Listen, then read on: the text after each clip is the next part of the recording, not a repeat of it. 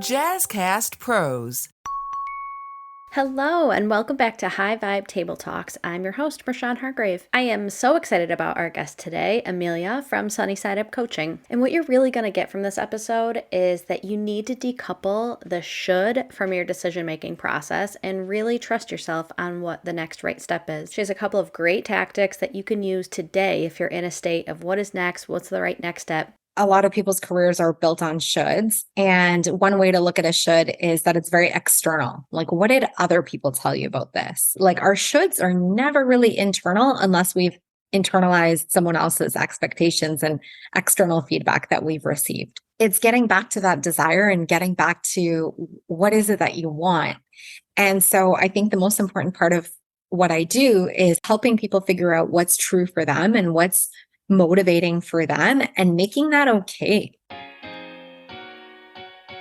Hello, and welcome back to the High Vibe Table Talks, the podcast to help you, the cautiously ambitious woman, remove mental barriers and take action now so that you can achieve your someday desires. So let's dive right into the convo. Thanks so much for having me. I am really excited to have you on today. First, I want to hear a little bit about who you are, what you do, who you serve. Yeah, my company is called Sunny Side Up Coaching, and I work with professionals across different industries and sectors to clarify their vision for the next step in their career and then to help them achieve that. You know, how they're marketing themselves, how they're talking about their transferable skills, and to really catapult themselves into that next step, even if it's a level up or something fairly different from what they've been doing up to this point. Yeah, that's really important. I think that when we're working, we get so focused on how our skills apply to our current position. And then when we feel stuck, it's hard to kind of step back and say, okay, I'm really good at project planning for the software company. How could I use those skills in another sector? And how do I show those to potential employers? And what do I even look for in what my next step is? Yeah, exactly. And I think not only do people become immersed in their jobs and the specific tasks associated with that, but I also think they become immersed in this company jargon and they really, really don't know how to tell other people what they're doing. You know, somebody who's not familiar with the language or the acronyms or the whatever it is in your company, like, how do you really distill down what you've done so that somebody else understands it and can see the transferable skills? Yeah. ABC for business. And it is action breeds clarity.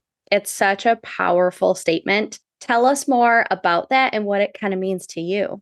There are a lot of people who come to me and they say that, you know, they've been thinking so much about the next step in their career and, you know, should they go back to school? Should they take this program? Should they, like, they really, really think that they need to have it all figured out and then they can take the next step, right? So they'll plan like the next 4 or 5 years of their career. They're like, okay, I'm going to go into this program and I'm going to get this outcome and I'm going to apply to these kind of jobs. And what I find with that approach is that people are thinking way too long ahead without really testing their hypotheses along the way. Like, for instance, example of someone who wants to become a dental hygienist because they say, hey, that's not too much schooling, like pretty good pay, pretty good hours. Let's do that. Okay, but have you tested this theory about whether or not you'd enjoy working in people's mouths all day, right? So it's like simple things like that. And so what action breeds clarity means to me is that we're taking small steps that will provide us with new clarity and insights to help us see the path forward. Because I think a lot of people assume that they'll see the whole path and then they'll take those steps. Whereas like the path really reveals itself as we're taking those small actions to clarify what direction we're heading in and what we really want. Mm-hmm. Yeah. And it's so powerful too, because like you said, what if you wanted to become a dental hygienist and then you apply for school, get in, take out all these loans, and then you realize you don't like being in people's mouths, or it's not the pay doesn't outweigh how much in loans you're going to take, or they have to work holidays and you don't want to work holidays, or any, like there's so many things that you're going to learn along the way that maybe you didn't even realize were going to be there. And I think it's a great conversation in our relationship with the universe, and that we don't have to figure it all out and things are going to show themselves in time, but we have to show up and pick up the other end of the stick of taking some action before they do show themselves. Yeah. And I'd love to ask you, how have you applied this advice of action breeds clarity? Like, when is a time that you sort of like look at that and you're like, oh yeah, action breeds clarity? For me, it's most prominent when I network, Mm-hmm. because the people that I meet and the connections and collaborations that have happened during those conversations are things that I never could have done on my own. Mm-hmm. And it's people think that the universe is woo woo, but sometimes it shows up in a partner that knows a banker who can give you a loan, or has this Yeah. perfect grant for you, or has a friend who's looking to do free business project planning audits. And so Yeah. it's just one more step into, it's not like it's this perfect thing is going to fall into your lap. It's, I met this person who's going to help me take one more step on the journey. Yeah, that's really, really cool. And I think one of the ways that's showed up for me in my career coaching practice is, I imagine myself mostly working with women who were, a few years younger than me, at least a decade into their career. And what's really shown up for me in the last like 6 months is I've been working with a lot of middle-aged men who are in the last chapter of their career, who are like, okay, now's the time. If I'm ever going to do something that feels meaningful, if I'm going to go out with a bang, if I'm going to really be proud of what I've accomplished, like, let me think about it now. And, they do say to me that they wish that they had done that sooner and not gotten to like 40 years into their career before deciding how they want to make an impact and what would be most meaningful to them. But it's just sort of interesting how we have our own ideas of, where we're useful and where we can help, and something else might show up, someone else might show up, and we're like, oh yeah, I can help this person. This is actually a really fruitful conversation. One of the ways that you help people that is so powerful is that our career is very wrapped in shoulds. This is what I should be Mm-hmm. doing. This is the direction I should be going. I'm good at math, so I should be an accountant, or I should be, and this is what my career path should look like. And when we shed some of those, we can get more into what feels good to us and what we Yeah. want to be doing and how we want to show up. Yeah, exactly. It's so true. I think people are really focused on the external aspects, and they say to them, like, I can't tell you how many people tell me, I want a stable, lucrative career. And I'm such a firm believer in the fact that the most stable and lucrative career comes from doing what you really, really enjoy. When I go back to my first memory of somebody telling me that, oh, maybe that's not a realistic path. I was telling my mom that I want to become an author.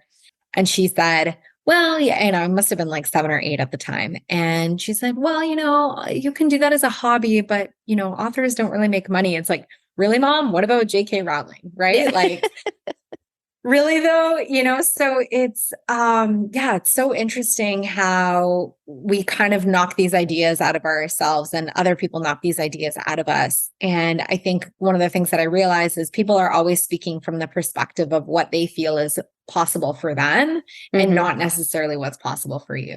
Mm-hmm. It's all a projection. It's Yeah. not truth, it's projection. Yeah, exactly. It's like, this is how I think and feel. So this must be what's true for you. You're so Mhm. full of these like great practices to bring back awareness. And so the idea is to FAR, Mhm. TFAR. Mhm. Can you explain that process with us and how Yeah. sometimes we do it backwards? Yes, I need to give credit where credit is due. So, my former coach, Emily Fierce, introduced me to this practice, and it's helped me overcome so many things by just really understanding what's going on in my brain and in my heart around a certain thing that I'm avoiding or, having a hard time accomplishing. So, the acronym is TFAR, or the other way around, you can say it RAFT. To give you an example, like, I really struggled to show up on social media, right? I was always talking myself out of it. I'm busy. Oh, I don't know. And there are all these trends and people are dancing and I don't want to dance and all these things, right? So the way this acronym works for this specific scenario is like, what are all the thoughts associated with, social media for me? So this takes a lot of time. My last post only got 30 likes. What's the point of that? The algorithm is against me and whatever those things are. And then the feelings that come up with that are like powerlessness, right? Like this is out of my hands. This isn't something that's within my control. Demotivation, just feeling low energy around, showing up. So then you kind of do a dump around like, what are the feelings associated with that? And then the action that you take as a result of those thoughts and feelings are no action, right? You don't show up on social media. And then the result is you don't grow your following, you don't get better at social media, you don't figure it out. So now working backwards from the result that you want. So if you want to grow your following, you want to figure out social media, you want to get better at it, you want to connect with more people. So then the action that you need to take is to show up consistently on Instagram or whichever social media platform of your choice. And so then what are the thoughts and the feelings that you need to cultivate? Like to sort of look at those limiting beliefs and those limiting thoughts. And so for the example of, the 30 people liked this. Okay, well, when was the last time you were in a room with 30 people who were all listening to you speak and, learned about what you're doing for your business? So then you say to then the thoughts that I would want to cultivate are, even if this helps one person, I am happy with that. If this inspires one person, if this helps one person out of their rut, or if this helps one person take action, that's enough for me. Why not? Right? So thinking about those thoughts and then the feelings that they'll cultivate, and then it gets you to the action and the result. So so you work forward and backward with it. Yeah. That's really, really great. It's a way to step out of our brain when it tries to get into keeping us small and safe, because that's what it's here to do, but it's not really being all that helpful. Yes. It's the safety department of our brain. Mm-hmm. Yeah. As I always say, and I think this analogy comes from Elizabeth Gilbert, is that fear is going to be along for the ride, but it's in the back seat, not touching the GPS or the radio, And so understanding that it's going to show up and then saying, okay, I see you. Thank you. But here's the thoughts and feelings that I want to have to create the results that I want. Exactly. And I remember that analogy too from Big Magic. And it's super cool, right? It's like, hey, fear, I know you're going to come on every single freaking road trip with me, but here are the Doritos and please shut up, right? Exactly. So one of my greatest privileges is seeing the growth of not only people's businesses, but their journey as well. And so when we first started working together, you had defined yourself as a career coach, which is still the definition of what you do and what you help people with. And it really evolved into like clarity coaching, which then really led deeply into intuitive work around your career and your life. And so I think that one of the beautiful things that you do is, like you said before, people come to you and say, I want a lucrative, stable career. Well, that looks very different for me than it does for you, than it does for all these other people. And so you ask such amazing questions about, like, what does that mean? And getting people to look within about what they want versus externally. So I'd love to hear kind of more about that journey and how you got there. It's really interesting because, as you were saying before, a lot of people's careers are built on shoulds. And one way to look at a should is that it's very external. Like, what did other people tell you about this? Like, our shoulds are never really internal unless we've internalized someone else's expectations and external feedback that we've received. It's getting back to that desire and getting back to what is it that you want. And so I think the most important part of what I do is helping people figure out what's true for them and what's motivating for them, and making that okay, right? Not judging yourself for the fact that, hey, I don't like, this category of tasks, and I don't want that to be part of my next job description, or making it okay that, that you've invested 10 years into a career that you really don't want to continue to build on. And so really helping people figure out what's true for them. And one of the things that I find people do is they think about what they want, and then immediately it's followed by of why they can't have it. And so I really try to break those up, because very often we're making assumptions, right? So there was this client that came to me and they said, I think I need to have this kind of course and this kind of certification to get these jobs. And I said, well, but have you tried applying to these jobs without this certification and see what response you get based on the experience that you already have? Very often people are making assumptions, but they're closing the loop for themselves and they're not following that desire. Mm-hmm. Yeah, they're hearing no before they've even asked the question. Yeah. They're saying no and pretending that that's an external no when that's really like something that they've, said to themselves. Yeah. What do most people get wrong when they feel stuck in their career and want to make a change? Like, is it just the no's, or are there other missteps that they take during that process? I think sometimes the biggest problem can be Google. Like, Oh. what are the best jobs in 2023? What are some great skills to have for the future economy? So first people judge their desires based on the information that they've received over time from the people around them. But then even as they look to embark on the next step in their careers or figuring out what they want to do next, they're also searching that external information. They're also like, well, what do you think I should do? Mm-hmm. Right. And what does Google think will be a good career? Because I don't want to be let go from a job. Mm-hmm. Right. And I think what people need to realize is that the most important skill to cultivate is that ability to market yourself. Because if you can talk about your experience and your talents and your transferable skills, then it Mm-hmm. doesn't matter what's going to happen in the future with the economy, because you're going to be able to relate to the different jobs and you're going to be able to know how your experience carries over into the next phase of something.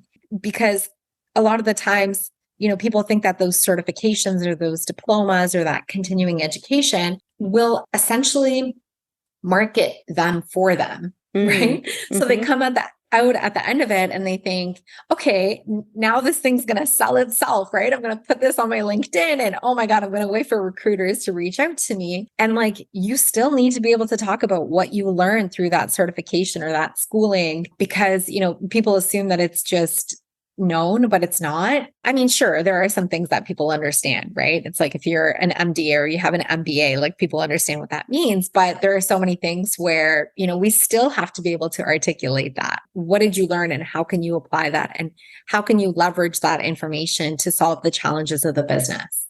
So, do you think that's cultivated through journaling work? I know that that's a practice that you have.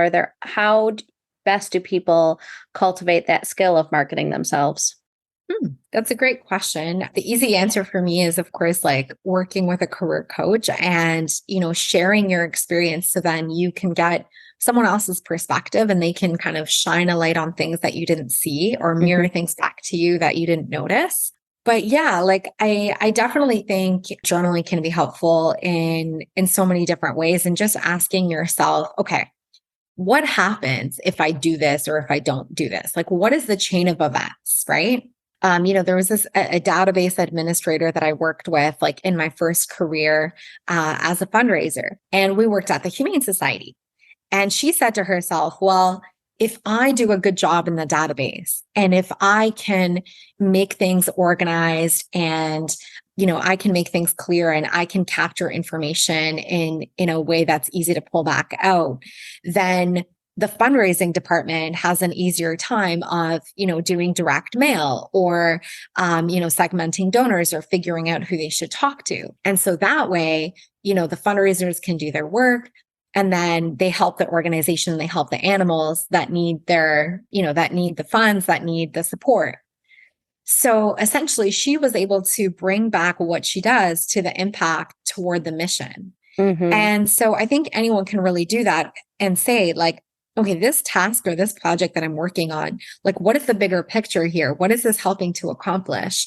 And what are the chain of events to get there? Regardless of what talents and skills you have, you can help a bigger mission. You can have an impact. Mm-hmm. And if you just think critically about, what the different tasks and projects accomplish.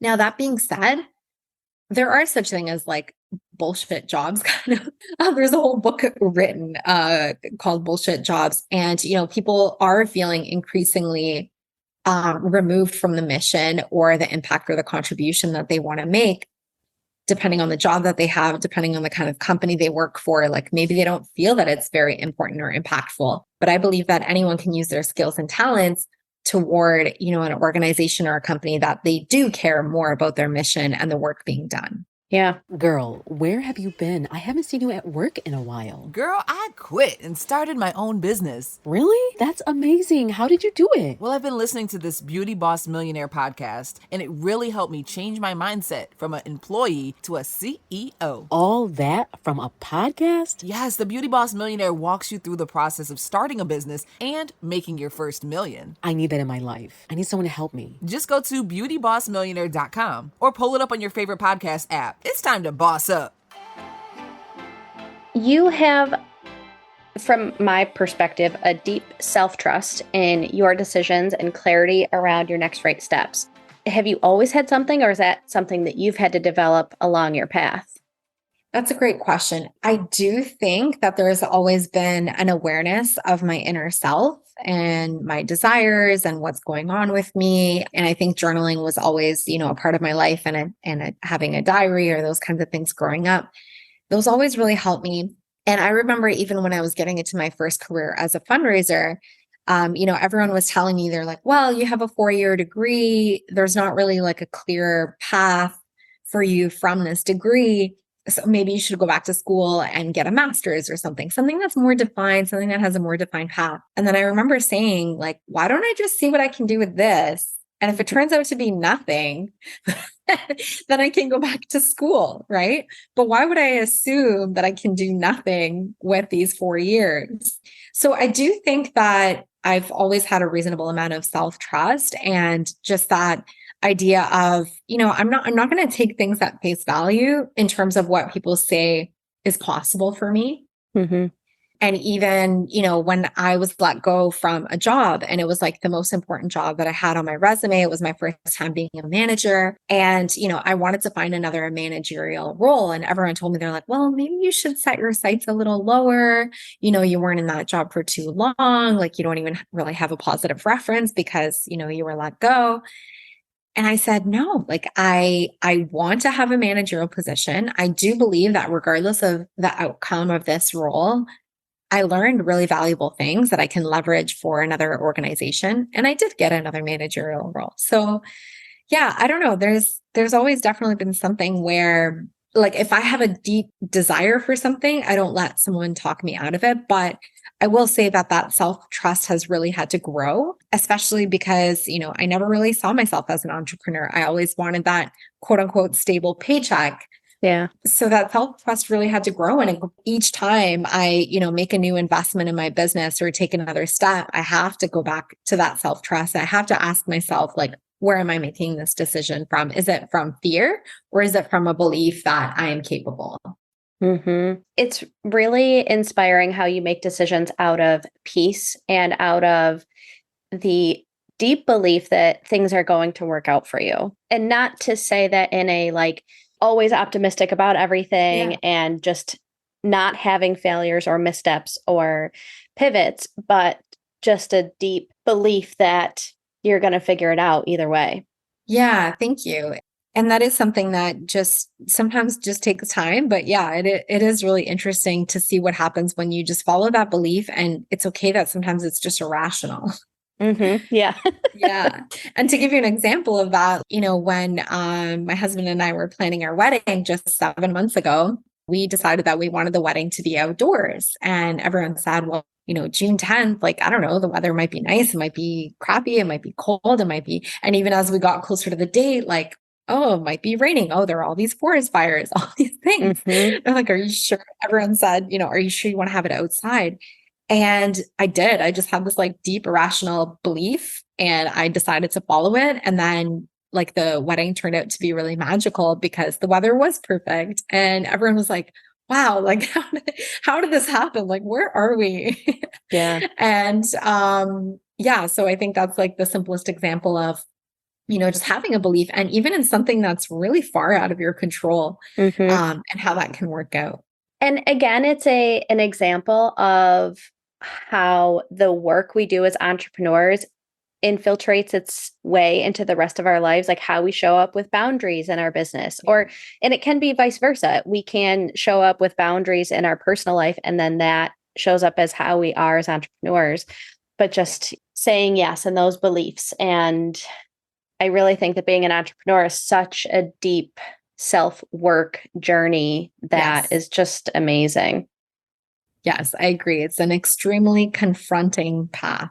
Yes. You cannot be an entrepreneur if you're not willing to face yourself, every belief you've ever had about yourself, every feeling you've ever had about yourself. Like, yeah, you can't be an entrepreneur without doing that. Yeah. Hey y'all, it's your girl, Rosa Marie. And if you are enjoying this episode, check out Child Care Made Simple, the podcast to help you, the daycare owner, human resource professional, and policymaker navigate ever-changing landscape of childcare by providing you simple, safe, and effective solutions. I am the owner of Marvelous Minds Academy in Rochester, New York. My mission is to leave the world better than I found it, by ensuring childcare is not a barrier to progress for parents and helping young learners think limitless. Subscribe to the Child Care Made Simple podcast on the Jazzcast Pros Network, available right here on the podcast player you're listening to right now. There's so much more I could get into, but I want to be cognizant of your time. So we'll get into the lightning round questions. Okay, cool. A must-read book is? Playing Big by Tara Moore. Yep. I read that in the suggestion of you, and I highly, highly recommend that as well. Great. Creativity means to me. Yeah, creativity means to me not following the path of shoulds and sort of defining what is fun and what feels like a fun next step. My favorite meal is? Brownies. Merlot. Brownies and Merlot. That's a meal, I promise. It's all the nutritional categories for sure. All of them, yeah. Something on my bucket list is? I've been seeing a lot of cool photos come out of like Arizona and just like hiking there. I think that would be super cool. That is top of my bucket list as well. Yeah. Yeah. I think that would be super cool. If I could have dinner with one person, dead or alive, it would be? Amanda Francis. Ooh, yeah. I also love her book. Oh my God. Yes. But I think what I love about her most is the fact that she has deep self-love. And I also want to embody that as much as possible in my life. Yeah. And I mean, her book also is another one that it is very confronting. I think what's confronting is how much of a deep self-love she has. And it's like, wait, you can actually believe that about yourself? You can actually feel that confident in who you are and that have such a boundary around other people's expectations and ideas and projections. Like that's possible. And sometimes I think we shrink away from that and it comes out as that can't be true, you know? Yeah. I think the best advice that I received like through her book is just like and it's not so much advice as it is a question, but I think the advice is to answer this question for yourself. In what areas of my life am I making myself wrong? Where am I saying that the way that I'm doing things or the way that I want to do things is not okay? Yeah. That's really good. So where can people and listeners find and connect with you? So I am on Instagram at sunnyside_up_coaching. And people can also find my work on my website, sunnysideupcoaching.ca. So those are the two easiest ways to find me. Perfect. And we'll put those in the show notes so people have easy links to find them. This is so wonderful. Thank you, Emilia, so much for being in my universe, being a part of this journey, and for all of the, so many nuggets from our conversation, as there always is when we chat. I'm really grateful. Yes, I'm really, really grateful too. And the last thing that I wanted to say is that like your group has been so amazing for me because it's really helped me cultivate these relationships and to have these cheerleaders and to be a cheerleader. And it's just such a fantastic group because it just helps you see what you can accomplish in a larger span of time. And like, I never ever miss a cohort. So yeah, love your group. I know. And one of the things I didn't even get to, and maybe we can come back to this at another time, is like, I really want to write a book on what can happen in a year.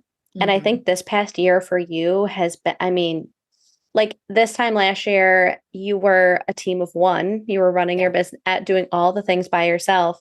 Yeah. And now you're a team of 4. Yeah. Yeah. Including myself, but yeah. Yeah, including yourself. And you got engaged and married in that year as you grew your team. Okay. I'm so nuts, aren't I? But you're right. It is really, really cool to reflect on that. Like really cool. So proud of you.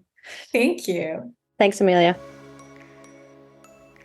Emilia is just so wonderful, isn't she? One of the funny things is that after we ended the recording, we ended up talking for another like 30 minutes, which part of me wishes that we could have recorded, but part of me is like, that's just how the relationships that we get to cultivate in the cohorts. It's just, I feel so grateful and so lucky. So I would love to connect with you and hear what you thought, if you took any, big things away from the conversation. So if you did enjoy this episode, make sure you subscribe to High Vibe Table Talks, and we will see you all next week. Want to live more into your zone of genius? Join the High Vibe community. There truly is something for everybody. With our daily calls and easy-to-use app, community truly is the best way to grow in whatever way you're looking to do. Whether you need inspiration, education, connection, motivation, you're gonna find it there. You have a whole group of cheerleaders who are walking through the same season as you, and that makes a huge difference. They say at the gym the heaviest weight to lift is the front door, and the front door of your next adventure is in the links below. It's high time you activated your high vibes.